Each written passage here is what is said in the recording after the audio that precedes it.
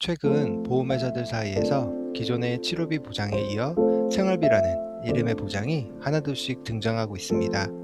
생활비라고 하면 매달 고정적으로 현금이 나오는 구조를 떠올리시는 분들이 많을 텐데요. 실제로는 그런 구조와는 조금 다른 개념의 상품입니다. DB손해보험의 암 생활비 보장은 암 진단 후 수술과 항암 약물 치료 또는 방사선 치료를 병행했을 때 보상이 나오는 구조라고 이해하시면 됩니다. 우리가 흔히 알고 있는 기존의 암 치료비 보험은 수술만 해도 약물 치료만 해도 각각 보상이 나오는 구조가 많았는데요. 하지만 이 상품은 하나만 했을 때가 아니라 둘 이상을 병행했을 때 기준으로 보상을 받게 됩니다. 그럼 이런 보장은 과연 현실적으로 받기 쉬운 구조일까요? 최근 암 치료 흐름을 보면 과거처럼 수술을 먼저 하고 그 다음에 약물이나 방사선 치료를 하는 방식보다 TNT 치료라고 해서 먼저 항암 약물 치료나 방사선 치료를 하고 이후 수술로 이어지는 방식이 더 안전하고 효과적이라는 통계와 임상 흐름을 늘고 있습니다. 이런 치료 패턴에서는 자연스럽게 수술, 항암 치료가 함께 진행되는 경우가 많아지게 되고 이 지점에 맞춰 설계된 보장이 바로 암 생활비라고 볼 수 있습니다. 물론 보험료에 대한 부담이 없다면 굳이 이렇게 병행 치료 조건이 붙은 보장을 고를 필요는 없습니다. 수술을 하면 수술비, 약물 치료를 하면 약물 치료비, 방사선을 하면 방사선 치료비를 각각 다 받는 구조가 가장 이상적이겠죠. 하지만 문제는 보험료입니다. 이런 구조는 보험료가 상당히 비싸질 수밖에 없는 구조이기 때문에 암 생활비 보장의 가장 큰 특징은 보험료가 저렴하다는 점이 되는 겁니다.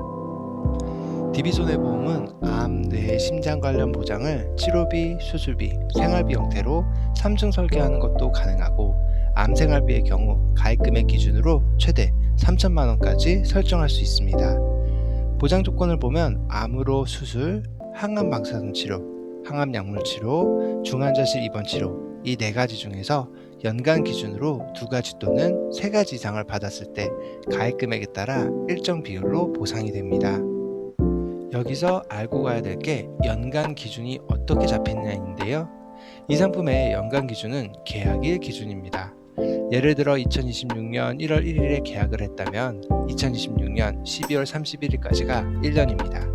만약 2026년 12월 30일에 수술을 하고 이틀 뒤인 2027년 1월 1일에 방사선 치료를 받았다면 치료는 이어지지만 연도가 바뀌기 때문에 연간 이외 치료 조건을 충족하지 못하게 됩니다.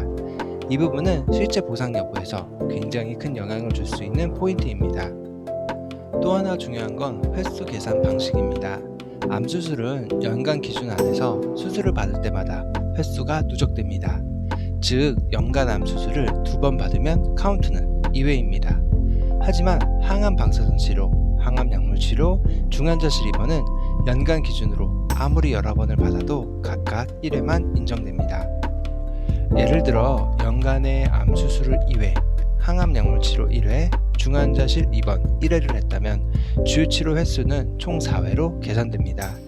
반대로 항암 방사선 치료를 2회, 항암 약물 치료를 2회, 중환자실 입원 치료를 2회 했더라도 각각 연 1회로만 인정되기 때문에 총 3회로 계산이 됩니다. 그리고 중환자실 입원은 더 주의가 필요한데요. 중환자실은 입원 후 퇴원해야 하고 180일 지나야 다시 카운트가 가능합니다.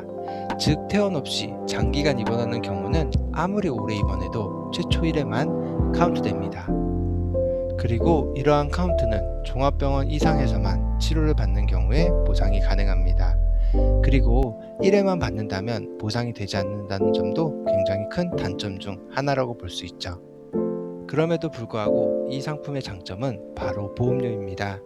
같은 회사의 암 주요 치료비 특약과 비교하면 가입금액 기준으로 약 5배 정도로 저렴하고 각각 보장되는 구조까지 고려해도 체감 보험료는 2.5배 이상 차이가 납니다. 간편보험 385 기준에서도 50대 남자가 월 보험료가 약 8,000원 수준이라면 충분히 검토해 볼 수 있는 가격대죠. 정리해보면 암 생활비 보장은 한 가지 치료만으로 보상받는 구조는 아니지만 수술과 항암 치료를 병행하는 상황에서는 금전적인 부담이 커질 수 있는 상황입니다. 이런 상황 등을 대비해서 저렴한 보험료로 병행치료 시 보상받는 구조를 원하시는 분들께는 하나의 대안이 될 수 있는 상품입니다. 보험료 부담 때문에 기존의 암 치료비 가입이 어려웠던 분들이라면 비교 대상으로 한 번쯤은 살펴볼 만한 보장이라고 생각됩니다. 영상 시청해주셔서 감사합니다.